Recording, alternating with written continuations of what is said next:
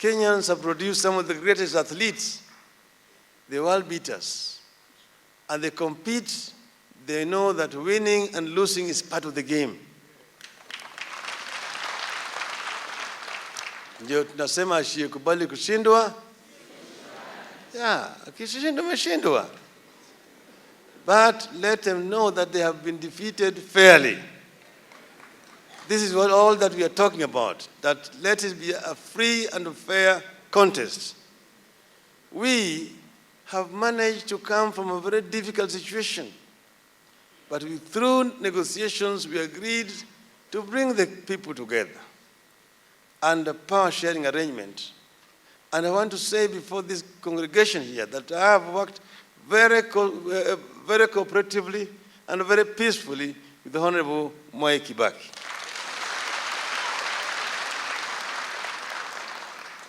Because we had a challenge, coming from a very divided, highly charged and polarized situation, to depolarize it, to bring the people together, to create the confidence that the people can agree and once again work together as one people, one nation. It was not easy because there was a lot of tension, a lot of fears and suspicions amongst our people. But we managed to get this far. So it should be a game of inclusion, not a game of exclusion. Or winner takes all. Even the loser is still a Kenyan. The loser has a right to be able to participate in the nation building like the winner as well. So the problem is not with the people of Kenya. The problem is always with the leadership, selfish leadership. That is the reason why the leaders must rise up to the occasion and unite our people and say we don't want to take the people along that path again. Let us help our people to realize the Kenyan dream as coined by the founding fathers of our nation, which says that God bless our country, justice be our shield and defender. May we dwell in unity, peace, and liberty, and plenty be found within our borders. That is what the founding fathers wanted, a united people. Justice our shield and defender. There's democracy. And we dwell in unity, a game of inclusion.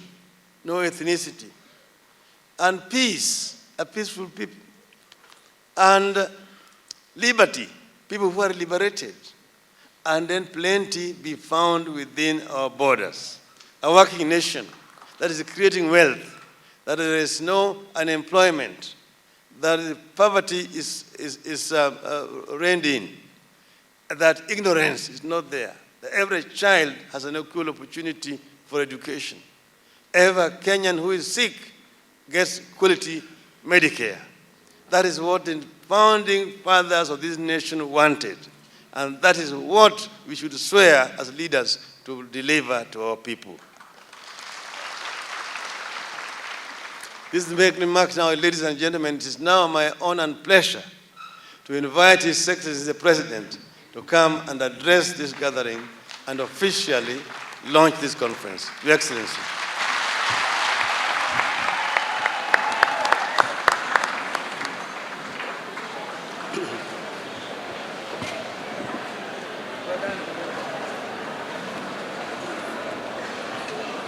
Thank you. Just sit seated for a moment.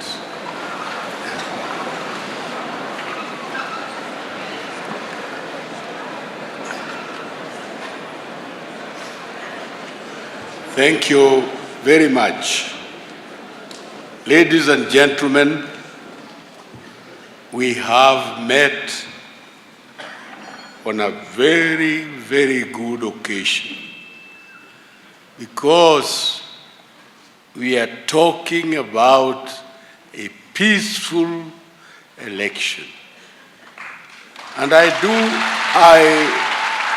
honestly want everyone to make up his mind or her mind that we shall have a peaceful, proper election, and that way we shall have peace for this nation, and that elections will end these things we are thinking of as if it's going to last a long time. Elections will be one day, and it will be, let us make sure it is finished.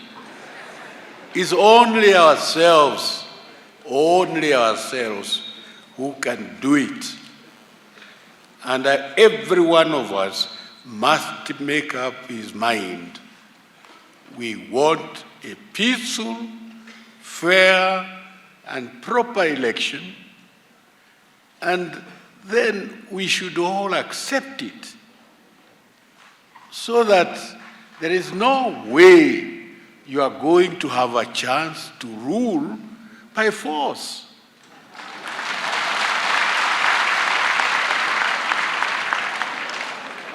No, ladies and gentlemen, we who are here and those who will be candidates, we are all here and many others are not here. We shall all be candidates. And why don't we make up our mind to accept peaceful election? It's one day and we finish. Next day, we go back to normal work.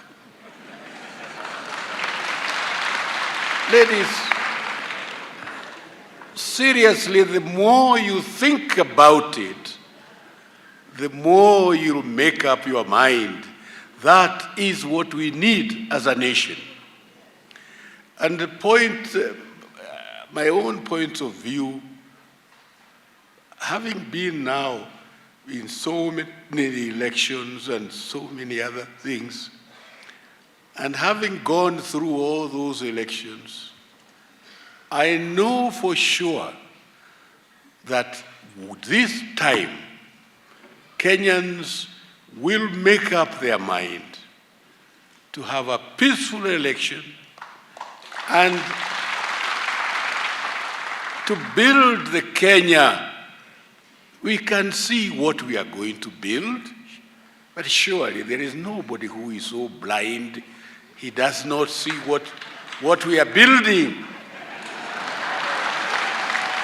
I mean, every fellow can look around the country and see what we are building.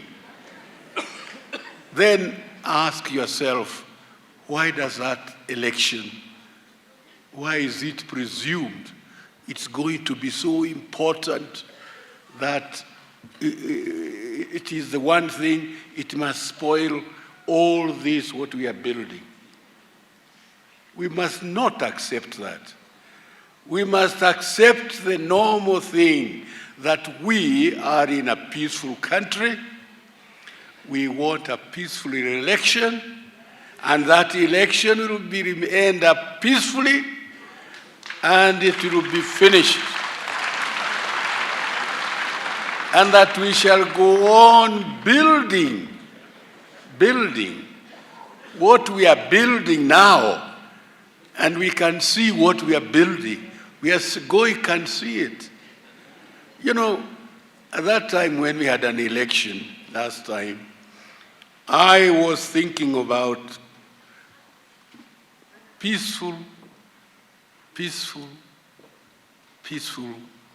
peacekeeping for children to go to school, all of them.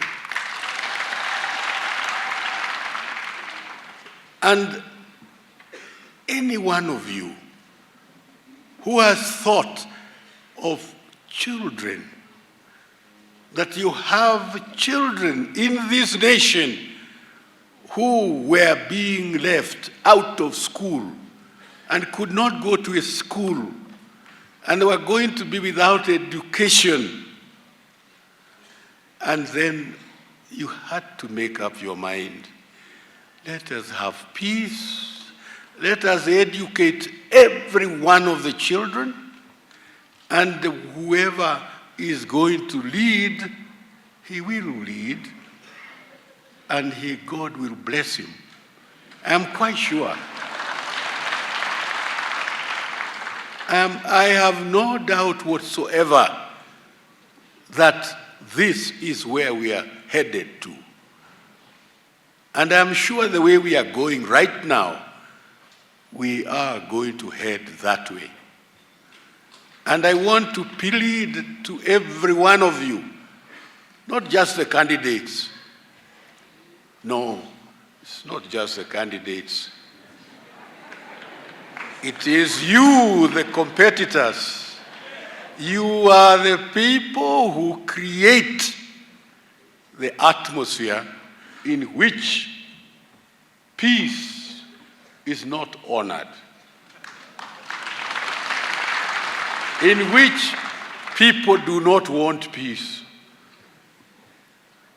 This group which is in this conf hall can make a decision.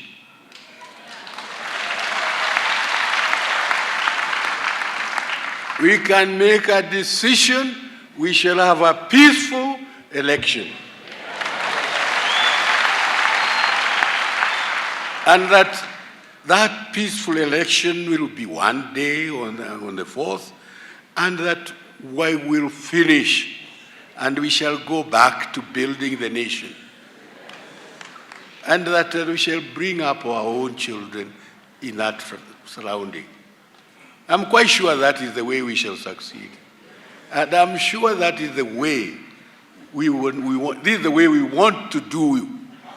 But when you have some few individuals, they will go around and talk to every candidate, and they promise him, oh, we shall do everything. We shall make, hata tutapigania hii kitu mpaka tupate. Hakuna haja ya kupigania.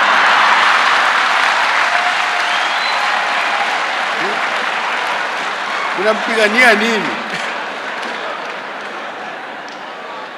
Tafadhali, hata ukiwa unataka huyu mtu akusaidie, au pengine mtu ana pesa nyingi anatoa, na wakati huu ndio wakati wa kutoa pesa yote.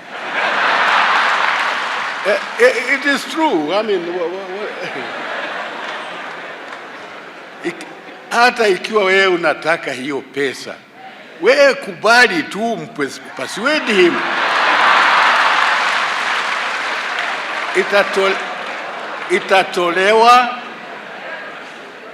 Itatolewa na wewe utaipata, na kama huipati basi itakuwa ni makosa yako.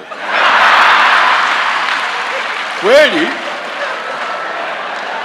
Kwani ni makosa ya nani?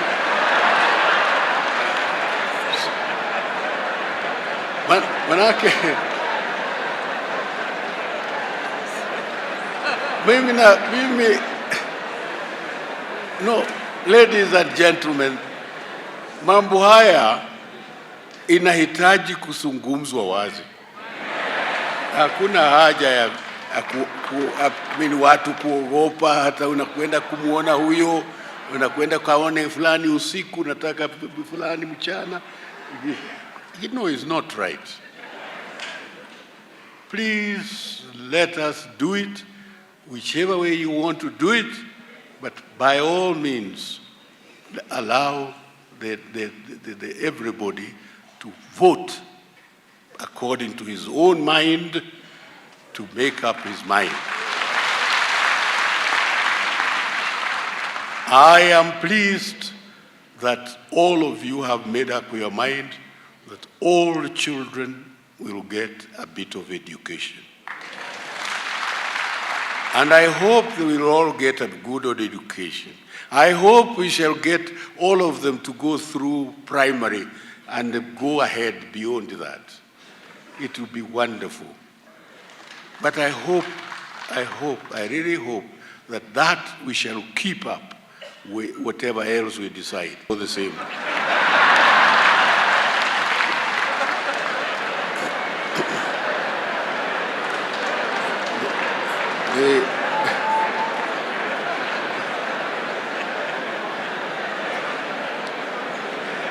Now, ladies and gentlemen, I am delighted to preside over the opening of this historic conference on peaceful elections. This gathering brings together Kenyans from all corners and sectors of our country to celebrate on how to ensure that Kenya remains peaceful before, during, and after the forthcoming general election. We go through that stage. We make up our mind. That's the only thing we are really called upon now, to make up our mind. We'll go through that peacefully. There will be no violence and nobody will lose. We don't want to lose. I call upon you to engage in constructive dialogue in order to come up with practical measures to promote and sustain peace throughout the electoral cycle. We are also gathered here on the second anniversary since the promulgation of the Constitution that heralded the birth of our Second Republic.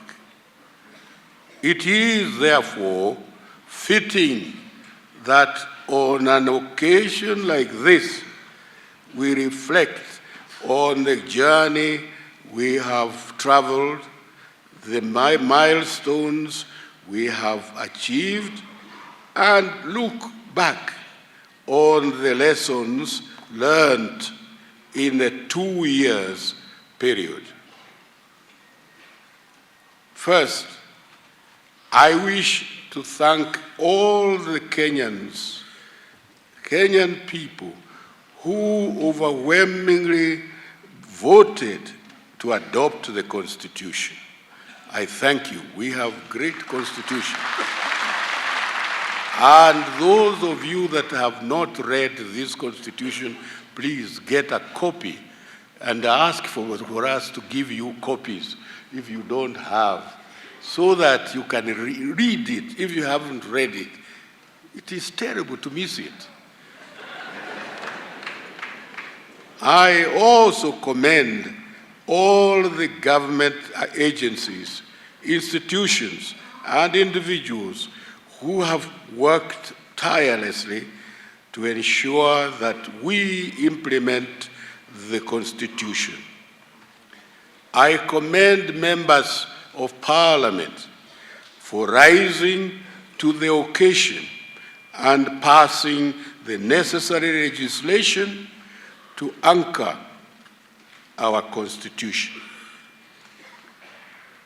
On its part, the government has facilitated the establishment of institutions and created other mechanisms for promoting democracy in our country and creating avenues for economic prosperity and social cohesion.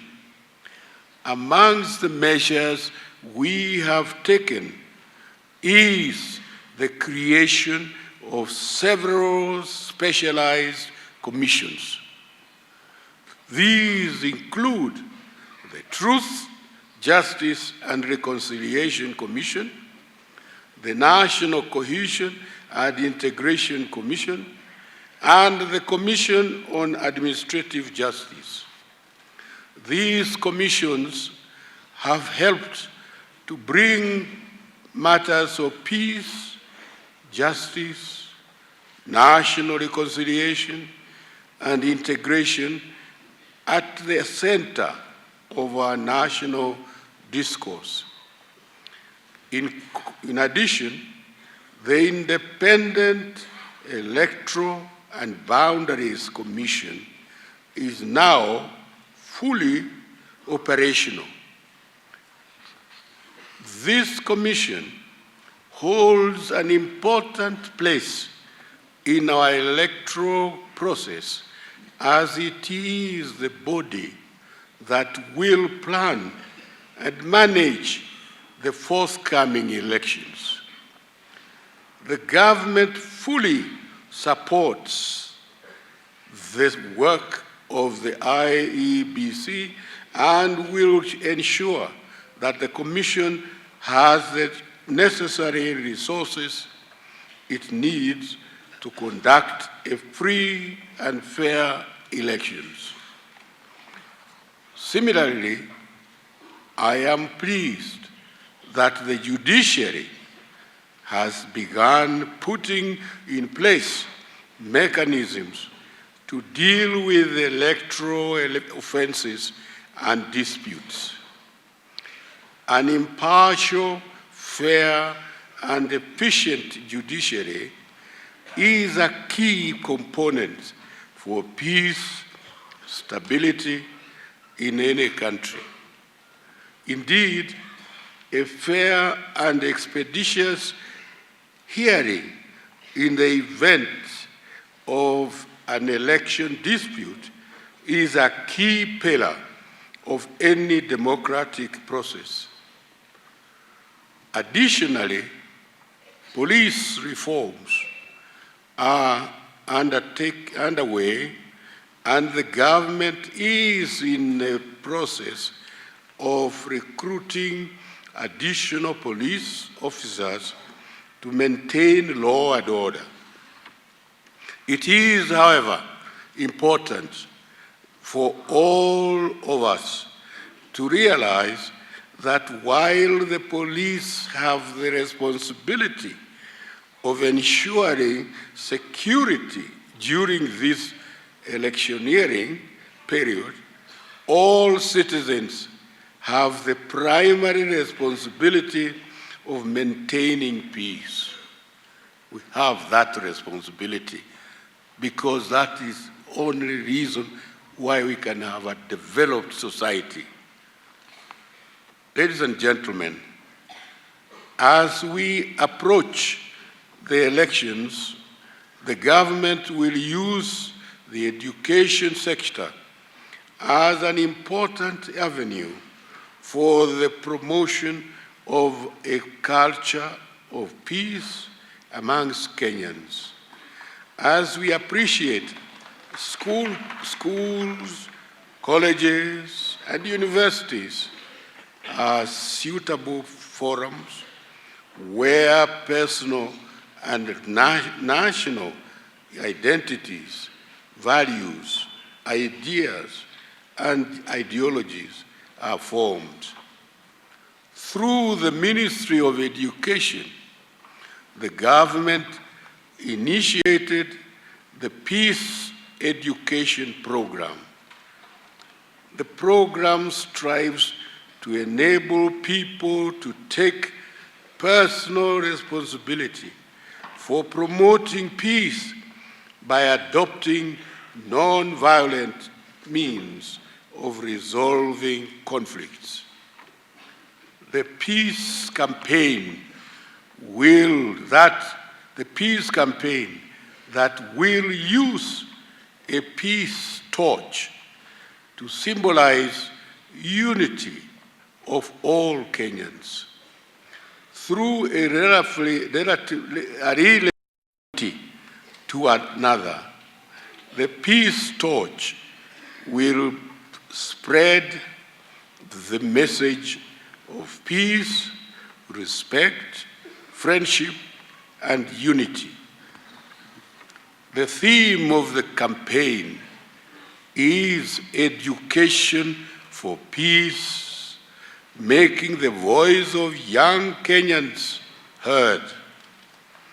The peace torch we are launching today is an expression of our desire to bequeath our generation and generations to come a legacy of peace and prosperity.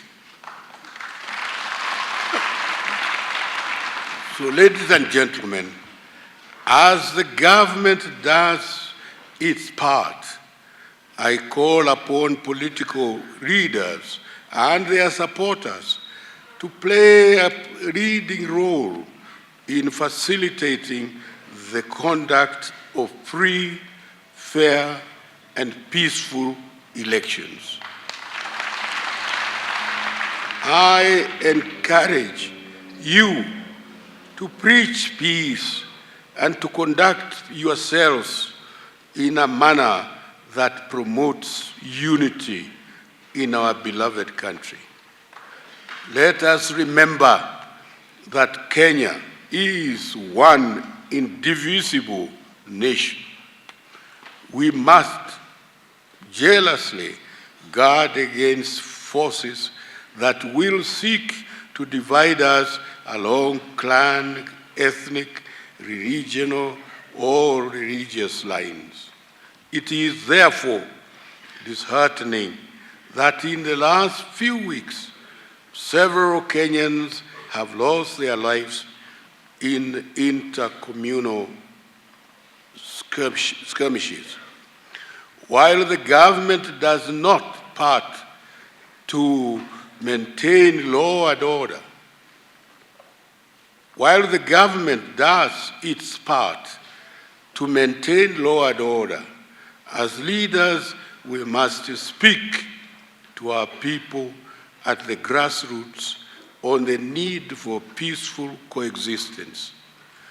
Those who incite communities to fight their neighbors must have no place in a modern Kenya.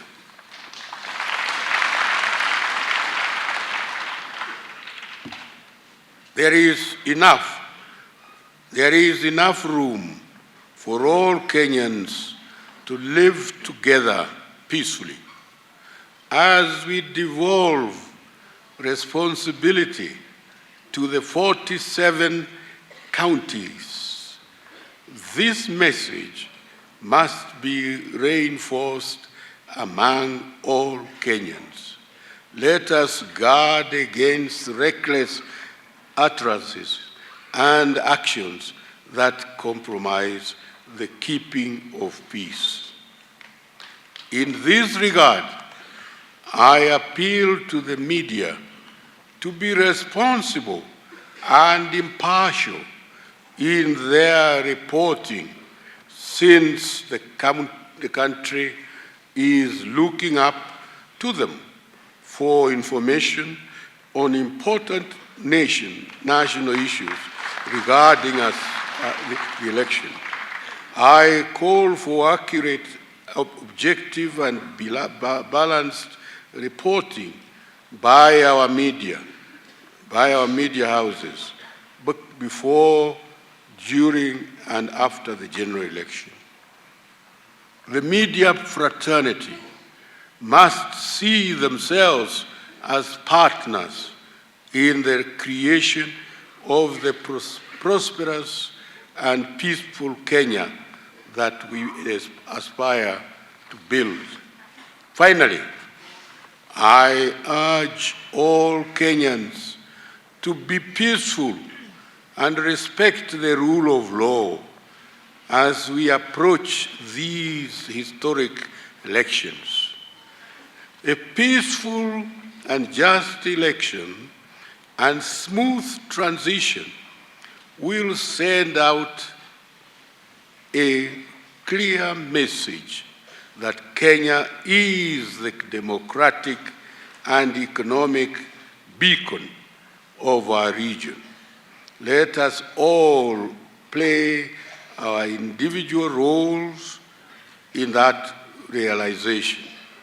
With these few remarks, it is now my pleasure to declare the National Conference on Peaceful Elections officially open.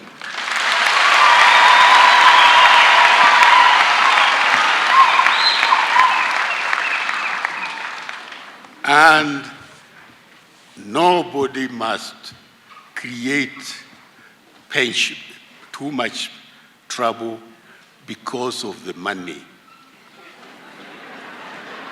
No, it's the only dimension. Why do you think many of these people create this trouble? It's because of the money, and because this nation has made a lot of progress.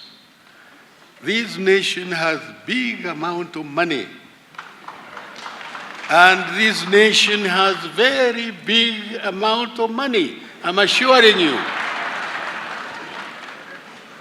And I'm quite sure even those whom you see are sitting around here, they are still looking at you, or maybe you there.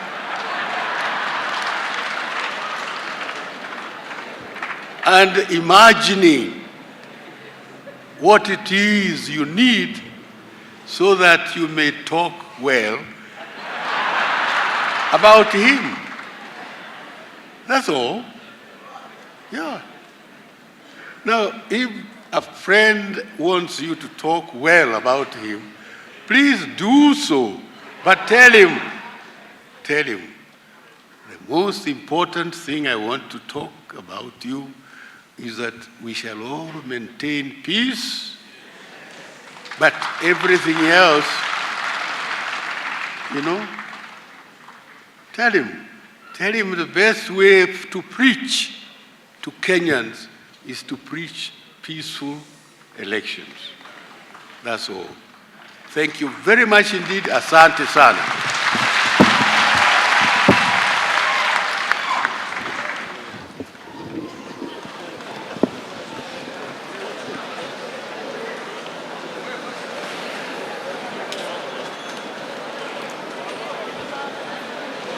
His Excellency the President, please be seated.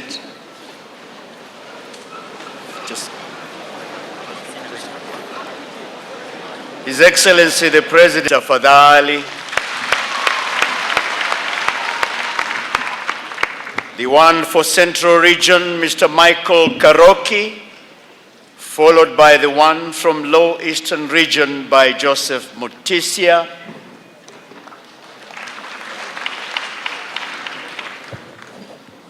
Then Nairobi County by Dr. Njoki Diba. Northeastern Region by Mr. Abdi Mohamed Abdi.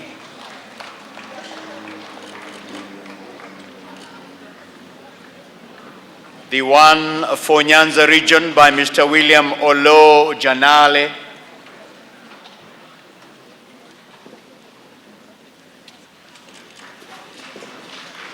The one for Western Region by Florence Lukosi. And Coast Region by Mr. Mohamed Abubakar Sharif. The one for Upper Eastern Region by Nuria Gallo. Upper Rift Valley Region by Pastor Abednego Luandenyi.